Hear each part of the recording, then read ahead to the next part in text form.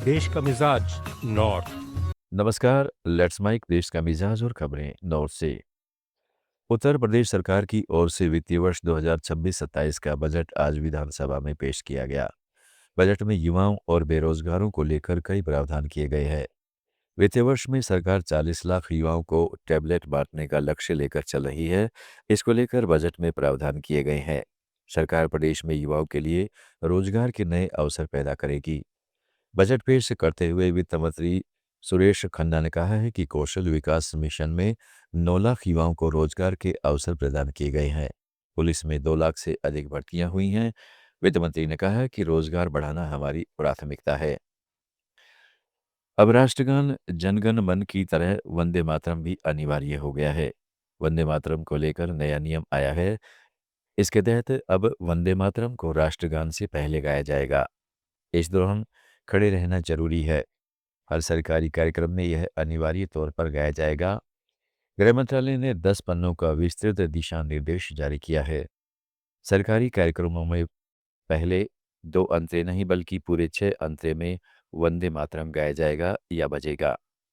जब वंदे मातरम और राष्ट्रगान दोनों बजेंगे तो वंदे मातरम पहले गाया जाएगा। गाने के दौरान सबको खड़े होकर सम्मान देना होगा, ठीक उसी तरह जैसे राष्ट्रगान के वक्त नियम का पालन होता है।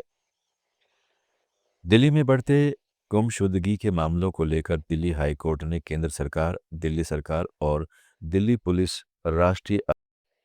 राष्ट्रीय अपराध रिकॉर्ड ब्यूरो को नोटिस जारी किया है।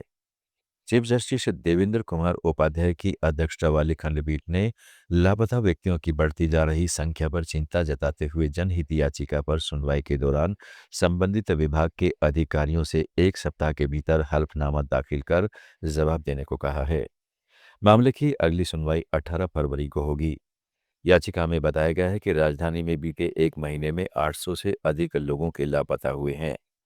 उधर जनवरी 2026 के पहले 2 हफ्तों में 807 लोगों के लापता होने के मुद्दे पर राष्ट्रीय मानवाधिकार आयोग ने भी स्वतः संज्ञान लिया है। आयोग ने दिल्ली सरकार और पुलिस आयुक्त से 2 सप्ताह के भीतर विस्तृत रिपोर्ट मांगी है। मध्य प्रदेश के झाबुआ स्थित एक सरकारी छात्रावास के वार्डन पर छात्रों ने बाइबिल पढ़वाने का आरोप लगाया है। बाइबिल पढ़वाने का वीडियो भी वायरल हुआ है, जिसमें छात्रावास के अंदर प्रार्थना सभाएं होती दिखाई दे रही हैं। कस्तूरबा गांधी बालिका छात्रावास की छात्राओं ने कलेक्टर ऑफिस पहुंचकर शिकायत दी है। छात्रावास की वार्डन बबीता डाबी है। बताया जा रहा है कि छात्रावास में रह रही लड़कियां डर के बारे पढ़ाई छोड़ रही हैं। अभी तक 10 से 12 लड़कियों के छात्रावास छोड़ने की जानकारी है।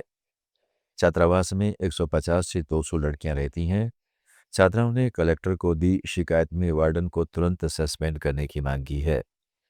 कलेक्टर ने आश्वासन दिया है कि मामले की जांच के लिए टीम गठित की जाएगी। जम्मू कश्मीर विधानसभा में आज मुख्यमंत्री उमर अब्दुल्ला के सदन में प्रवेश करने के बाद भाजपा विधायक असंसदीय सरकार के नारे लगाते हुए वॉकआउट कर गए।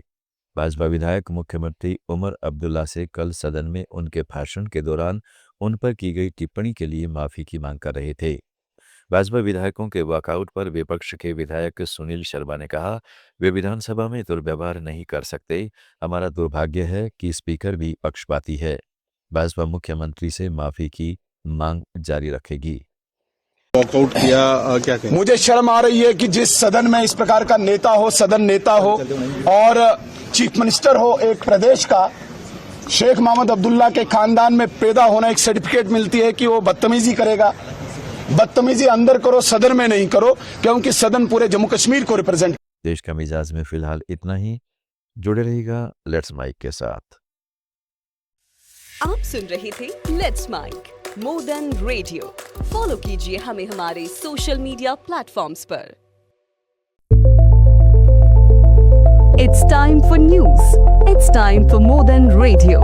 Presenting the first radio news app, Let's Mic. Let's Mic, a news-based app on your phone where you get to watch and listen news, talk shows, interviews, radio show podcasts. On Let's Mic, you get all relevant information of TV, print, radio, podcast, and digital. Let's Mic talks about every segment of life.